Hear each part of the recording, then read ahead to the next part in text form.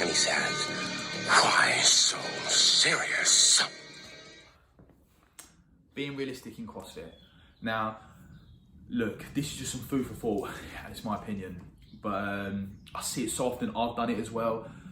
Like, you're going to do a workout, let's say it's Grace, and we know the RX weight for men is 61, I think the girls is 40, I'm not too sure on that, so don't hold me to that. And too many of us think, well, I can do 60, but like, you end up doing it, and it's dirty, like you're pushing out the last minute and stuff, and you've taken like 8 minutes to do it RX. It's not the same stimulus, it's like maybe maximum like 3 to 4 minute workout, really, it's under sub 3 personally. But we all get carried away thinking we can do it, and it's like, oh, I've done the same workout as Matt Fraser or whoever, and yeah, that's great, but you get carried away. Like, I know when I first started, the coach who I looked up to and everything was like Robert Manlove, and he went to regionals, and I've come in and I thought, come back from a boxing background, naturally being quite fit and probably mentally stupid because I thought I could push it so hard and push through pain. I'm pushing these weights and trying to do what he can do, and the biggest thing that come to me was, when if you're boxing, you've always got a puncher's chance. In CrossFit, if you can't lift the weight, mate, you can't lift the weight. It's that simple. And we get to thinking, oh, I think I can, and I can't think I can do it, you know? I also think that, like, when some of us, like, and I'm talking like not the sanctional athletes and above, like just below that, like the RX trying to make elite, or the scales trying to make RX, I think like you've all got to sometimes come back down and just think, right, if I've got to work out with like 20 toes to bar, 10 burpees and some dumbbell cleans or something, I went, just because you can do 10 toes to bar unbroken, don't mean do 10. You've got to be smart and break it and think, I'm gonna do 5, rest 3.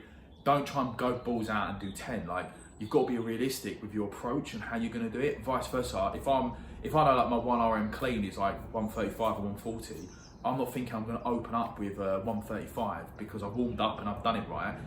I need to be more realistic, just cut back and have a little bit of a safety net, just playing it a bit smart. For example, like I think it was 20.3, the open workout, the deadlift one, I knew I'd do well on diet, and I'm good at strict handstand push-ups, handstand push-ups if it's kipping, and the deadlift 100 kilos is all right. When it comes to 143, I feel like someone just got a sledgehammer and just took it to my back. And I knew that I'm not gonna go and do touch and go 10, like 10 touch and go. I tried doing a set of 5 and I thought, cool, it's going to singles. But that's something for me to work on.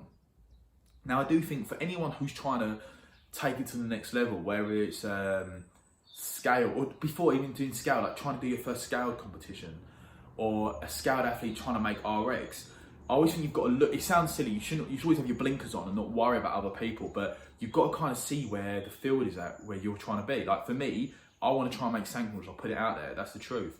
But like, I've got to look at the moment that, my lifts aren't quite strong enough, or my engine isn't quite there, my gymnastics might be there. You have to really play around with it.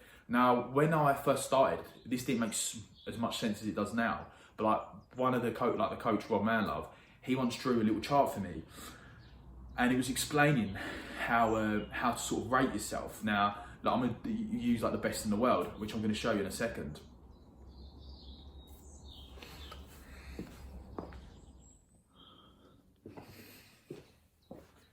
Now, this is what Rob Manlove showed me. This is going back like 5-6 years ago. But like when I started looking through my photos, I thought, oh, this can be quite handy to anyone. So I thought I'd put it out there. But it was him who showed me this. I don't know where he got it from, but I thought it was great. This is when we went up and Rich Froning was the top dog. But for example, if you've got your 1RM, let's say it's 10 out of 10, weightlifting out of 10, your Metcon and your body weight, like gymnastics and stuff like that, you have to look as in like, for me, being a sanctioned athlete, I'm only picking him because he won the UK. If I picked like Zach George for this year, well, like his 1RM to me, he's a 10 because he was the best. You've got, so he's there. His weightlifting is a 10, so he's like that. His bodyweight stuff, again, he done really well. He's a big guy, so compared to someone like maybe the smaller athletes, he's not a 10, he might be like a 9, so I might go like that and draw him like that, right? And Metcons, he smashed the power snatch and burpee one, so yeah, he's a 10, like, for me, this is directly at me, right?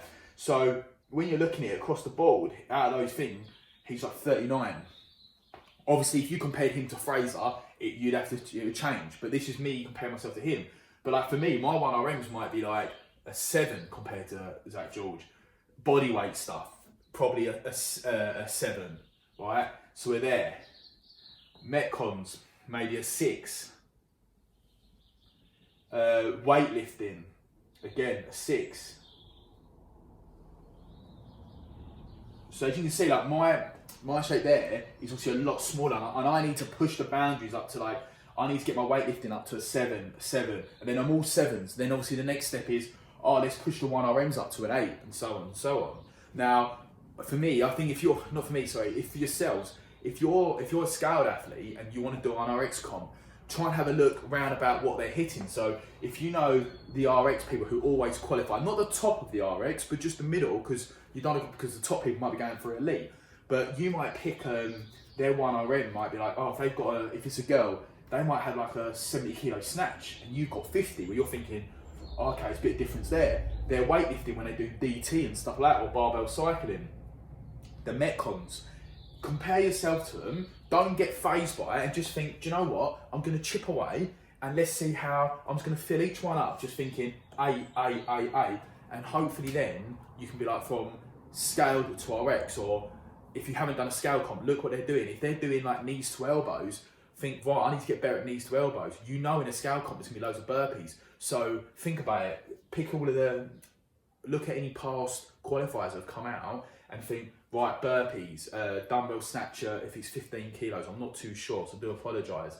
But have a look at those weights and then think to yourself, oh, do you know what? I'm gonna get the nuts of that. I'm gonna become the nuts of that at that. So when a scale thing comes out, if it's jumping pull-ups, I'm the nuts, done. Don't worry about it. And then you smash it, get a bit of confidence on your belt, do a competition, think, cool, next stage for you, RX. There's levels to this, like I say. I've done quite a few little comps around the UK and stuff, and been abroad for them. And now I'm like, well, I'm looking for the bigger thing. And I've got to sit back and I've got to chip away. And at the moment, I'm chipping away. I'm just not quite there yet, but hopefully I will be. But it's vice versa for yourselves. I think that's what you have to do. I hope that helps. And as I said, it could be the left, it could be the right. I'm not too sure. But if you can subscribe and press the bell on, much appreciated.